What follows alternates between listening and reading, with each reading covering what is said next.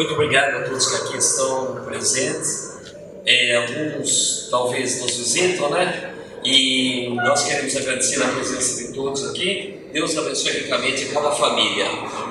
Meus irmãos, no último domingo nós estudamos com vocês sobre a criação. Vimos sobre Gênesis capítulo 1. E conforme nós mergulhamos em Gênesis, nós vimos que tem muita coisa para ser lida. Deus se revela através da criação. Nós costumamos às vezes passar essa leitura como sendo uma leitura bonita, e realmente é bonita. E contamos as histórias para os nossos filhos, Adão, Eva, os bichos, animais, muito bonito. Mas o que tem para nos ensinar? Muita coisa. E no último domingo nós vimos a respeito de Deus sendo glorificado na criação. A criação falou a respeito da glória de Deus. E hoje nós vamos dar um passo a mais. Nós vamos ver justamente sobre a formação do homem e da mulher. Aqueles que puderem, abram suas Bíblias em Gênesis capítulo 1, versículos de número 26, 27, e vou ler também o 28. Gênesis capítulo 1, versículos 26 a 28. Também disse Deus: façamos o homem à nossa imagem, conforme a nossa semelhança. Tenha ele domínio sobre os peixes do mar, sobre as aves do céu, sobre os animais domésticos, sobre toda a terra e sobre todos os répteis que rastejam pela terra. Criou Deus, pois, o homem à sua imagem. A imagem de Deus o criou, homem e mulher os criou. E Deus os abençoou e lhes disse: sede fecundos, multiplicai-vos, enchei a terra e sujeitai-a, dominai sobre os peixes do mar, sobre as aves dos céus, sobre todo animal que rasteja pela terra. Versículo 31 também, ao final da criação. Viu Deus tudo quanto fizer, eis que era muito bom. Houve tarde e manhã, o sexto dia. Portanto, Deus, fazendo a criação de todas as coisas em 6 dias, e ao final a avaliação de Deus é que tudo era muito bom. Capítulo 2, logo no início nós vemos Deus no 7º dia descansando das suas obras. Não há tarde e manhã no 7º dia. Por que motivo? Aponta para o descanso eterno que nos espera, né? Nós entramos nesse descanso em Jesus e estamos nessa jornada de peregrinação. O 7º dia nos aponta para o céu, onde estaremos para sempre na presença do nosso Deus. O descanso eterno, onde não haverá nem mais tarde nem manhã. Capítulo 2, versículo 4 diz: essa é a gênese dos céus e da terra quando foram criados quando o Senhor Deus os criou. Agora novamente ele começa então a falar justamente sobre a criação. É outro relato da criação? Não. Capítulo 1, Moisés dá o geral, mostra o geral. E agora capítulo 2, versículo 4, ele começa com uma palavra que vai se repetir por 11 vezes no livro de Gênesis. Esta é genealogia, esta é Gênese. Então aquilo que ele mostrou geral, no capítulo 2, agora ele vai para o específico. Vai detalhar sobre a criação do homem e da mulher. Não é outro relato, mas é o mesmo relato detalhado. Versículo de número 7.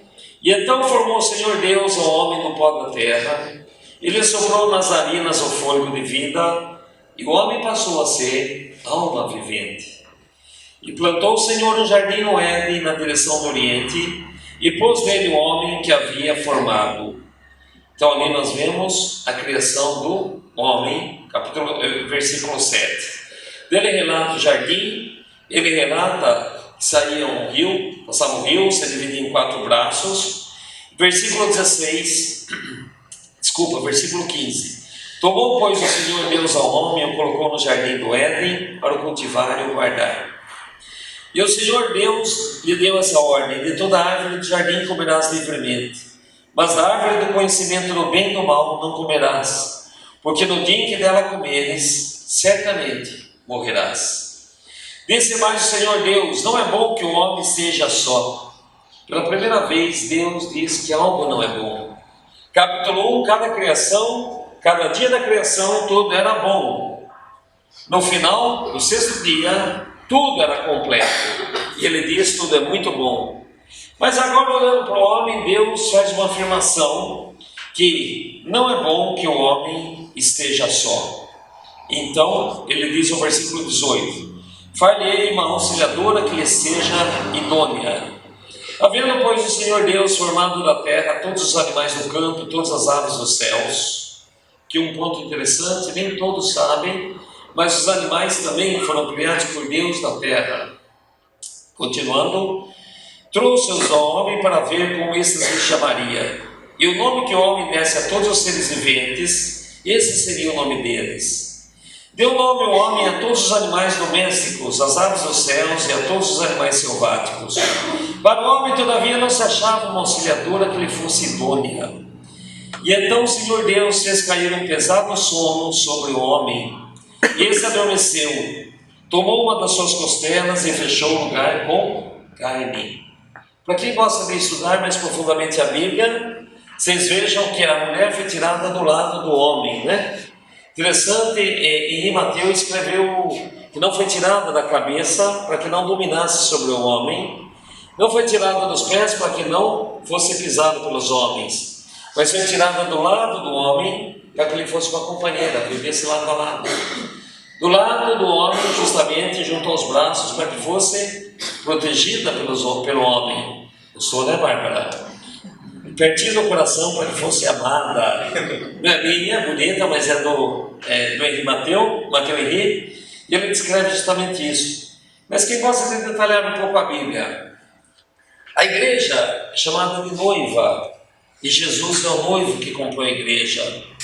Jesus morre numa cruz, do seu lado perfurado, ou seja, a noiva veio do lado de Jesus, poderíamos imaginar, quando verte o sangue ali do seu lado. O Adão adormeceu, Jesus morreu. Do sono de Adão e a sua companheira, da morte de Jesus, vem a noiva, a igreja, os salvos, os redimidos. Versículo de número 21, voltemos ali. Fez cair um pesado sono sobre o homem e se adormeceu. Tomou uma das suas costelas e fechou o lugar com carne. E a costela que o Senhor Deus tomara do homem, transformou-a numa mulher e lhe a trouxe. E disse o homem, agora é um cântico muito bonito. Eu não entendo hebraico, mas quem entende hebraico diz que é uma expressão de grande alegria. Essa, afinal, é osso dos meus ossos e carne da minha carne. Chamar-se-á varoa, porque do varão foi tomada. Por isso deixa o homem pai e mãe, e se une à sua mulher, tornando-se os dois uma só carne. Ora, um e outro homem e sua mulher estavam nus, e não se envergonhavam. Vocês vejam que maravilha. Dizem as más línguas que Adão era feliz, né? Ganhou uma mulher bonita e não tinha sogra. Olha que interessante. Eu jamais falaria isso, mas interessante, né? O Adão, ele desperta uma mulher aí ao seu lado, ele faz um cântico de alegria, dizendo que essa sim é semelhante a mim, osso dos meus ossos e carne da minha carne. Meus amados, nós temos aqui o relatório da descrição do homem e da mulher de acordo com o relato bíblico. Charles Darwin não ia gostar nem um pouquinho de Gênesis capítulo 1 capítulo 2, mas é esse o relato bíblico. Então, que Deus abençoe ricamente essa leitura e que a gente possa tirar alguns ensinamentos aqui da palavra de Deus. Quando nós vimos no último estudo, Gênesis capítulo 1, a criação falou da glória de Deus. Para quem se lembra, um Deus tremendo, um Deus todo-poderoso, um Deus que criou os céus, terra, todo o cosmos, e daí ele fez a terra, e ele fez a separação. Vocês se lembram disso daí? E nós vimos que esse Deus maravilhoso disse se fez, disse se fez, disse se fez. Tudo que Deus diz, se cumpre. Então ali, quando a gente lê Gênesis 1, a nossa fé é alicerçada. O nosso Deus é um Deus fiel às suas promessas, e é um Deus cuja palavra se cumpre. Nós vimos também em Gênesis capítulo 1 que tudo que Deus faz é bom, e é por isso que é interessante que a gente ore para Jesus dizendo, ore em nossa oração em nome de Jesus dizendo, Pai, seja feita a tua vontade, porque a vontade de Jesus é sempre boa. A vontade de Deus em nossa vida é sempre muito boa. E nós vimos, olhando para fora, que a criação fala da glória de Deus. Hoje nós vamos olhar para dentro. Hoje o nosso olhar vai para dentro de cada um de nós. e vamos pensar que a criação fala justamente sobre a imagem de Deus. Se nós olhamos para fora e vimos o céu estrelado, o universo maravilhoso, falando da glória de Deus, hoje quero convidá-los para olhar para dentro de si e para que você descubra que você é a imagem e a semelhança de Deus. No século XXI, onde os jovens perderam totalmente a identidade, onde eu tenho diversos alunos que estão se cortando por não descobrir a sua identidade, por não descobrir por que estão aqui, o que vão fazer na vida, o que a vida espera. Queria dizer que a Bíblia tem uma resposta. Nós somos criados à imagem e à semelhança de Deus. E nós falamos que essa imagem de Deus tem muito a nos ensinar. Então, queria dizer que no pensamento evolucionista, no pensamento que nós temos não cristão, imagine-se que todos nós viemos de uma célula primordial. Não se sabe como a vida começou. Os evolucionistas entendem que foi uma casualidade, onde átomos se chocaram e criou a primeira amebazinha lá nos rios, nos oceanos e nos lagos. E diferentes diferenciações químicas foram modificando e trabalhando nessas célulazinhas. Mutação no código genético, mas eu explico como se formou o código genético. Porque o código genético são um conjunto de letras que tem uma informação, existe uma mensagem. E a casualidade não produziria essa mensagem, mas para o evolucionista, sim, produziu um código. E esse código foi sofrendo mutações, e dessas mutações surgiram os seres primitivos. E nesses seres primitivos, as mutações agem, selecionando o que interessa e o que não interessa, até chegar nos peixes, anfíbios, répteis, aves, e cá estamos os mamíferos. E da linhagem dos mamíferos, o que surge? Da linhagem dos mamíferos surgem ramificações. E a partir de um ancestral comum, ali originam-se os chimpanzés, os orangotangos, os gorilas e uma das linhagens Homo sapiens. Totalmente diferente do relato bíblico que nós aprendemos em Gênesis, capítulo 1 e 2. Ou a Bíblia está certa, ou a evolução está certa. É impossível nós queremos conciliar, porque a evolução nos ensina a respeito de diferentes linhas evolutivas. A Bíblia fala criados cada um segundo a sua espécie. Mesmo que espécie na Bíblia seja um conceito talvez diferente do que a biologia usa, mas a Bíblia insiste que Deus criou cada um segundo a sua espécie. Roncar escreveu uma frase que eu achei interessante. No ensino básico, ensinaram-me que um sábio transformando-se em príncipe era fábula. Quando na faculdade ensinaram-me que um sapo transformando-se num príncipe era um fato. Ou seja, a evolução acredita realmente que as espécies foram sofrendo modificações e chegou até o homem, chegou até o Homo sapiens que nós temos ali. O salmista no Salmo 139, Davi era criacionista. Sabia disso, Maurício? Ele não era darwinista, não. Davi, estamos aí no ano 1000 a.C. aproximadamente, e ele escreve o Salmo 139, um poema maravilhoso. Ele diz que tu criaste o íntimo do meu ser e me teceste no ventre da minha mãe. Eu te louvo, ó Deus, porque de modo especial e admirável me fizeste. Tuas obras são maravilhosas, disso eu tenho plena certeza. Meus ossos não estavam escondidos de ti quando em secreto foi formado e entretecido, como nas profundezas da terra. Os teus olhos viram meu embrião, todos os dias determinados para mim foram escritos no teu livro, antes de qualquer deles existir. E Salomão, filho de Davi, vai escrever que, no livro de Eclesiastes, que nós não sabemos o caminho do vento, e nem como os ossos são formados no ventre da mulher grávida. Realmente não sabemos. Talvez você ame biologia, fale de Liceu, mas eu aprendi mórula, depois vira blástula. Lembra, Maurílio?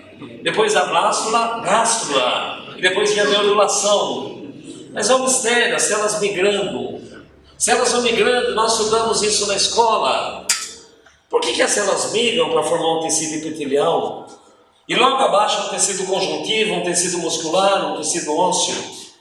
Salomão, filho de Davi, escreveu isso e falou assim: como você não sabe o caminho do vento, Você também não sabe como são formados os ossos no ventre da mulher grávida.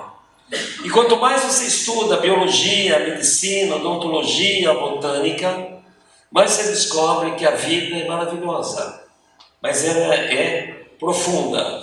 Então, quando nós olhamos aí, por exemplo, Bárbara, lembra disso, Bárbara? Caiu na sua prova da 6ª série. Lembra, né? Uma célula, eucariótica ou procariótica?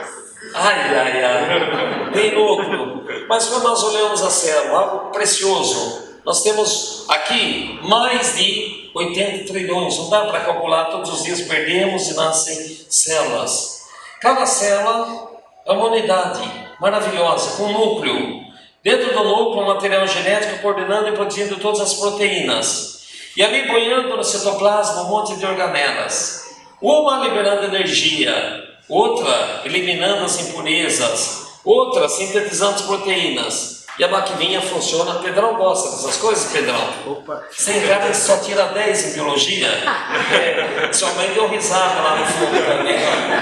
Nós temos aí as organelas funcionando, trabalhando. Dentro de cada núcleo, 46 cromossomos. Desenvolve os 46 cromossomos, 2 metros a 2,30 metros de informação genética. Será que isso é casualidade? Ou será que alguém fez tudo isso? É impressionante, maravilhoso que todas as organelas trabalham de uma maneira concomitante e complementares. Uma depende da outra. Pega a mitocôndria, bloqueia a mitocôndria, a célula morre. Pegue, por exemplo, uma outra organela e bloqueia, a célula também há de morrer. Tudo trabalhando de uma maneira bonita, trabalhando de uma maneira interessante. Na medula do seu osso tem uma dessa, só que ela perde núcleo, porque a função dela é capturar oxigênio. Ela cai no seu sangue sem núcleo. Eliana, como se chama a célula? Lembra? Exatamente, a hemácia, ela falou. Temos o glóbulo vermelho, caiu a hemácia lá. Ela não tem núcleo para pegar mais oxigênio. Interessante. E quando ela entra nos vasos sanguíneos, ela segue mais ou menos uns vasos finos. Elas fazem fila indiana. Tem 5 milhões em cada gotinha do seu sangue. Mas quando chega nos vasos mais finos, elas seguem fila indiana. Vão se lubrando e cedendo oxigênio para suas células. Acaso ou a mão de Deus? Interessante. E mais interessante ainda, se eu abrir um ser humano e desenrolar e tirar todos os vasos sanguíneos, Guilherme, você poderia fazer isso com o Pedrão qualquer hora, você tirar todos os vasos sanguíneos e desenrolar os vasos sanguíneos, quanto que tem de distância? Vocês já ouviram isso? Já ouviu, Bárbara? Eu já ouvi. Bastante. Para vocês terem uma ideia, daríamos uma volta ao redor da Terra, de um único indivíduo. A quantidade de vasos sanguíneos que nós temos, eles estão muito bem emboladinhos lá dentro. Daríamos uma segunda volta ao redor da Terra. Tá certo? Então vocês vejam a quantidade que nós temos dentro de vasos sanguíneos. Cada um deles para nutrir todas as células ali. Então quando a gente para pensar nisso tudo, a gente fica encantado. Olha aí o desenvolvimento do embriãozinho no ventre da mãe. As células, a gente vem de 2 células, um óvulo e um espermatozoide. E eles vão entrando em divisões, de repente, passam alguns dias e cada célula vai tomando o seu lugar.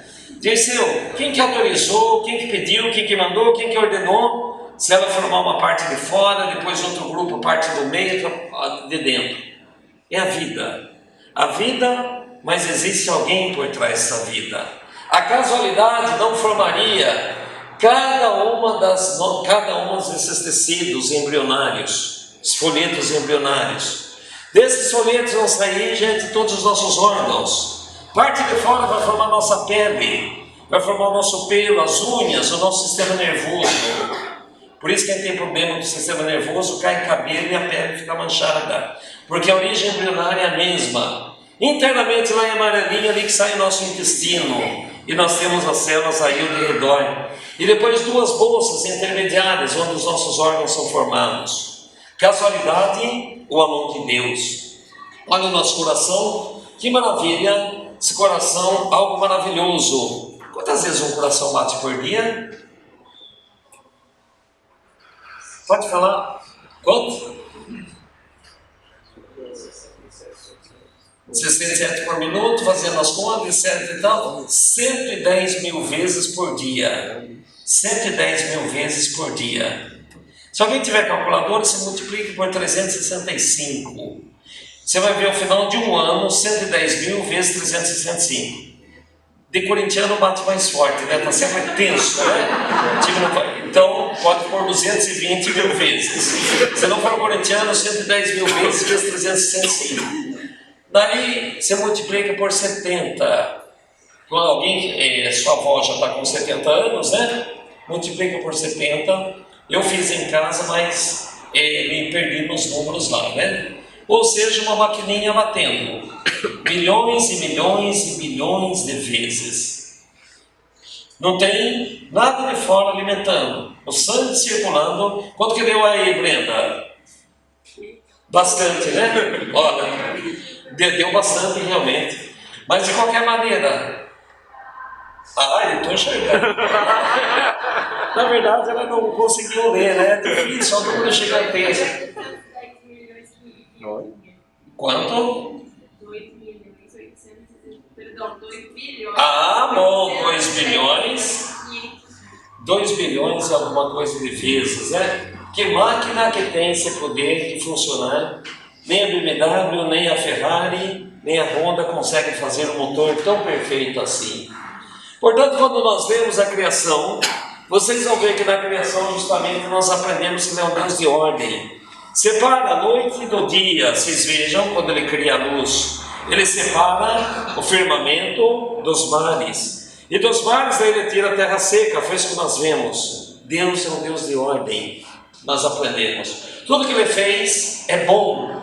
E agora, chegando no capítulo 2, ele cria o homem e cria também a mulher.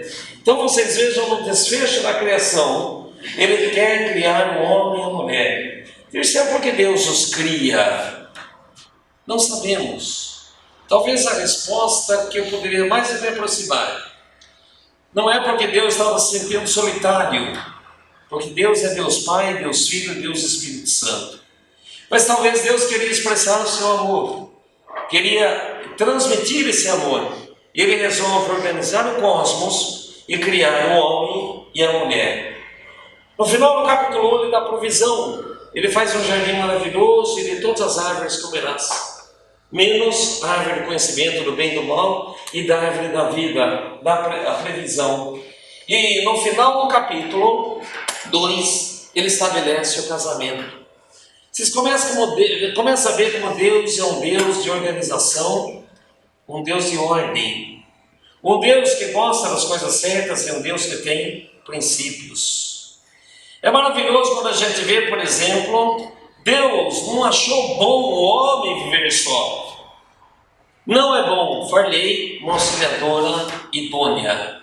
Essa palavra auxiliadora só é usada 2 vezes na Bíblia. A primeira para mulher e a segunda para o próprio Deus. Então quem fala que a Bíblia é machista é porque não conhece a Bíblia. Porque a Bíblia só usa a palavra auxiliadora para a mulher e para o próprio Deus. Segundo ponto interessante, como Deus ama os princípios e a ordem. Ele fez macho e fêmea, criando macho e fêmea. O que isso significa? Porque Deus queria uma complementariedade dos sexos.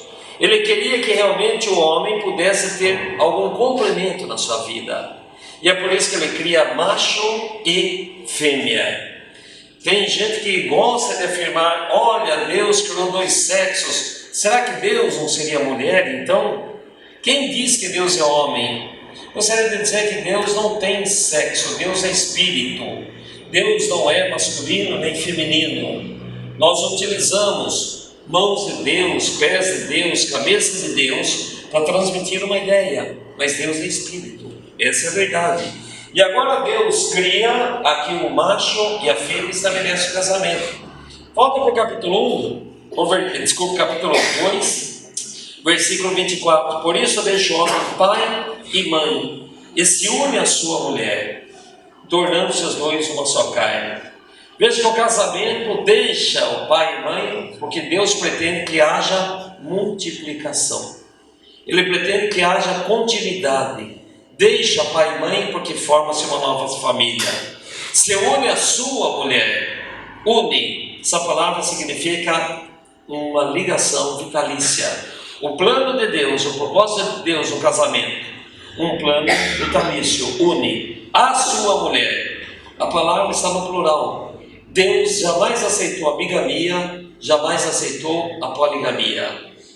O homem, a sua mulher. Deus não aceita casamento homossexual. A Bíblia é bastante clara. A Bíblia mostra que Deus criou homem e mulher. Essa é a vontade de Deus, o plano de Deus, que o homem se case com a sua mulher. Portanto, o casamento heterossexual, tornando-se os dois uma só carne.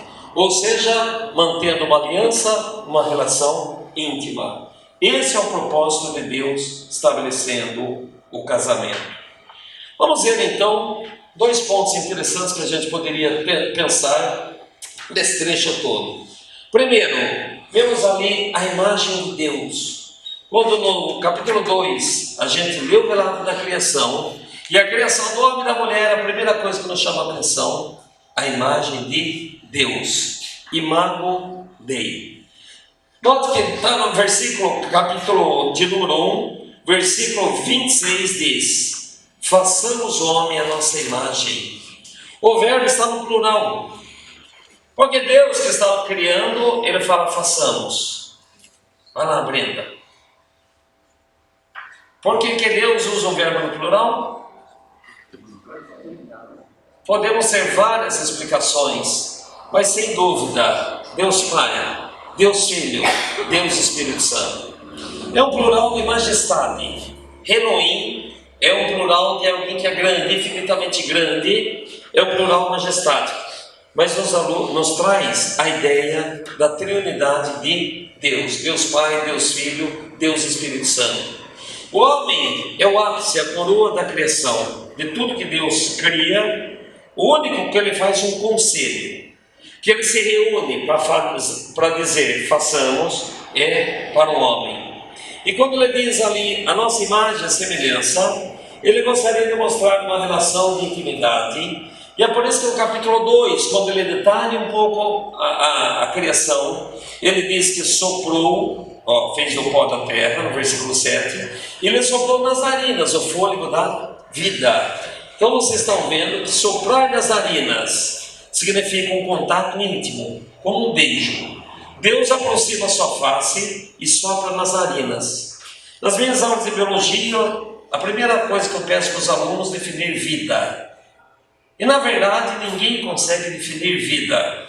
Podemos caracterizar, podemos dar exemplos de vida, mas definição de vida, a melhor que eu conheço, está em Gênesis 2:7. É um sopro, é um fôlego que na verdade somente Deus pode dar.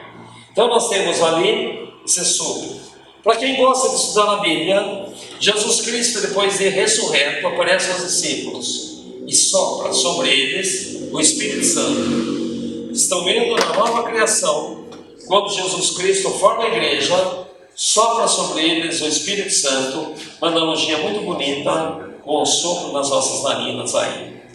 Segundo ponto interessante que a gente vê é justamente com o domínio do homem. Voltando no capítulo 1 e o versículo de número 27, nós vamos ver o seguinte: diz: criou Deus, pois, o homem à sua imagem, a imagem de Deus o criou. Essa imagem de Deus, ou se você preferir, imagem e semelhança de Deus, essa relação íntima, desse sopro, e nessa relação íntima aqui, Deus transmite aquilo que Ele é. Deus faz criaturas e passa para esse homem algo do que Ele é. Deus tem responsabilidade e transmite ao homem essa responsabilidade.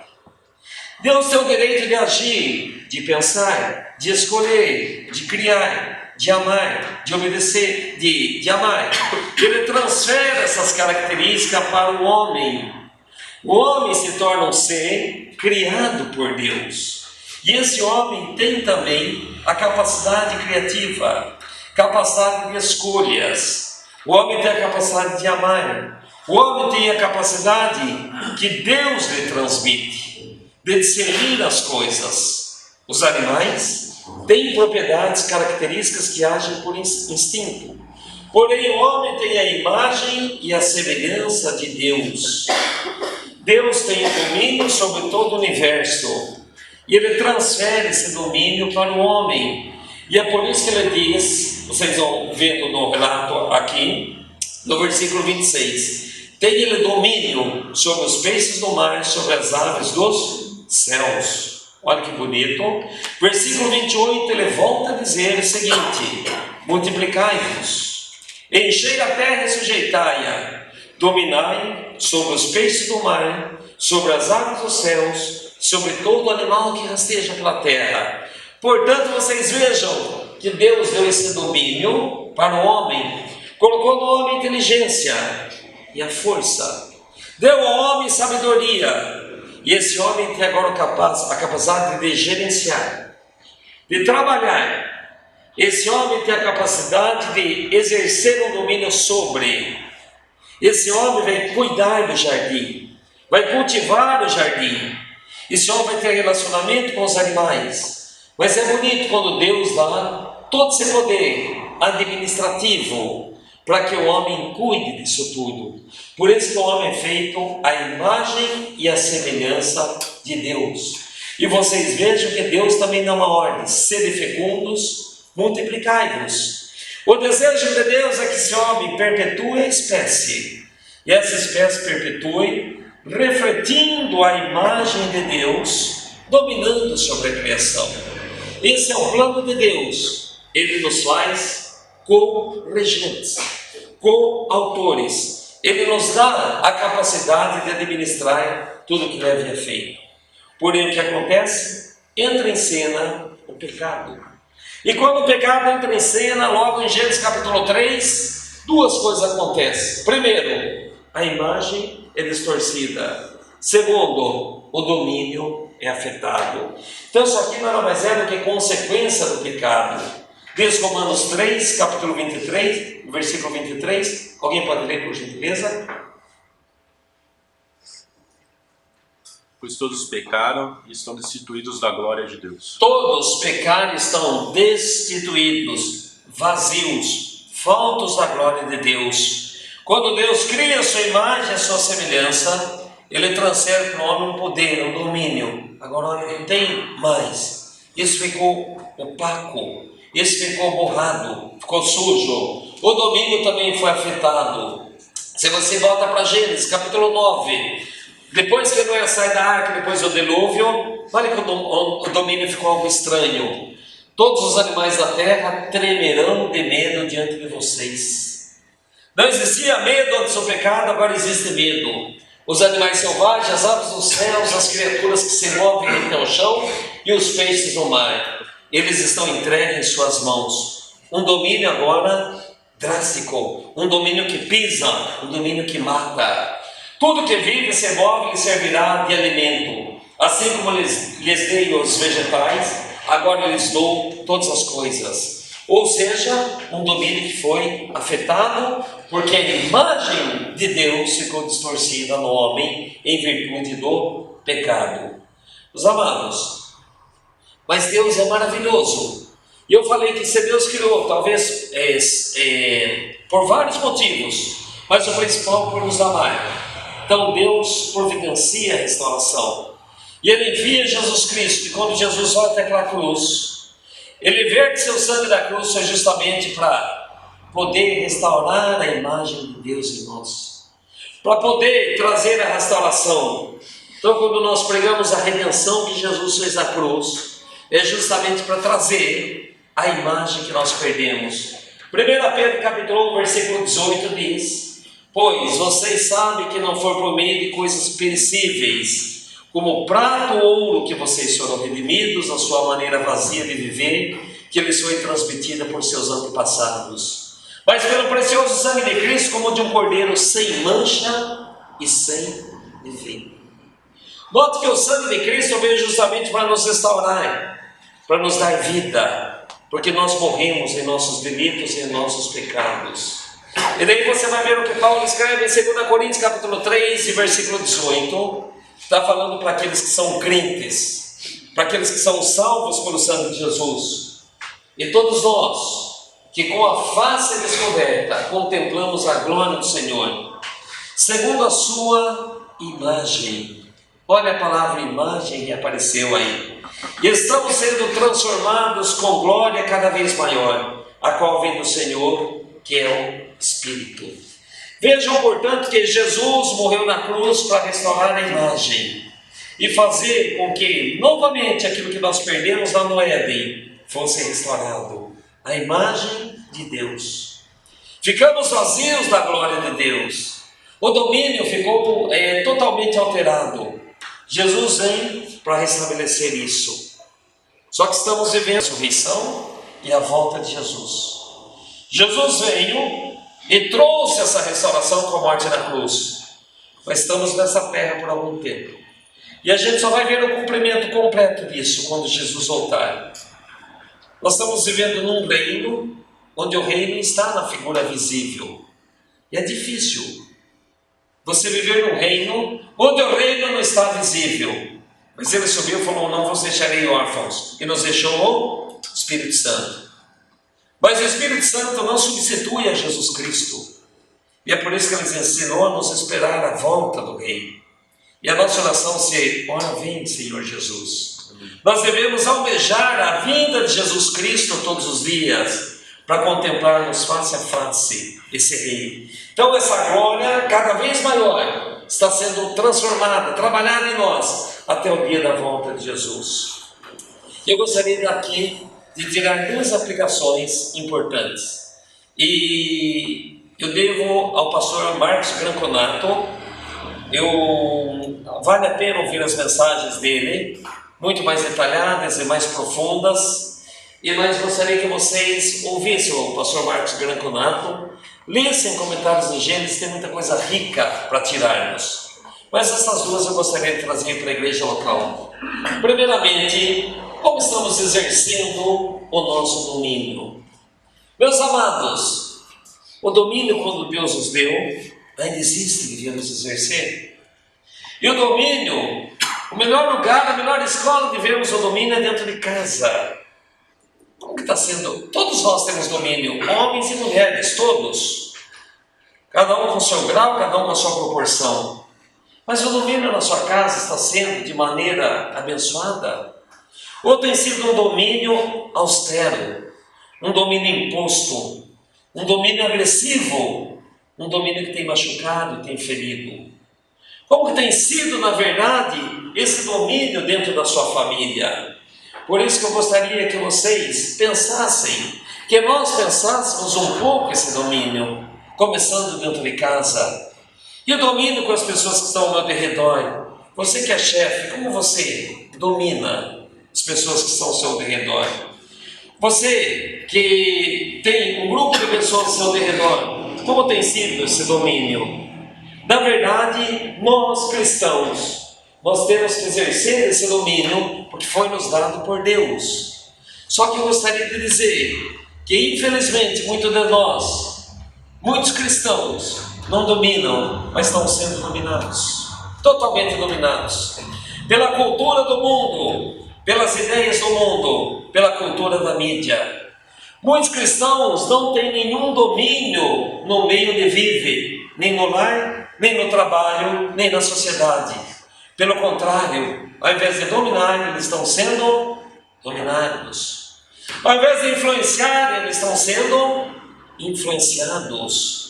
Ao invés de conduzir, eles estão sendo conduzidos. Vocês vejam, o nosso mundo é fútil, o nosso mundo não se aproveita absolutamente nada. Vocês vejam que notícia sem valor nenhum ali fora, que chama a atenção da mídia, desperta a atenção da mídia. Muitas vezes nós também queremos saber, seguimos e vamos atrás. Que futilidade! Quanto tempo perdido! Cabe a nós dominarmos onde estivermos, começando em casa.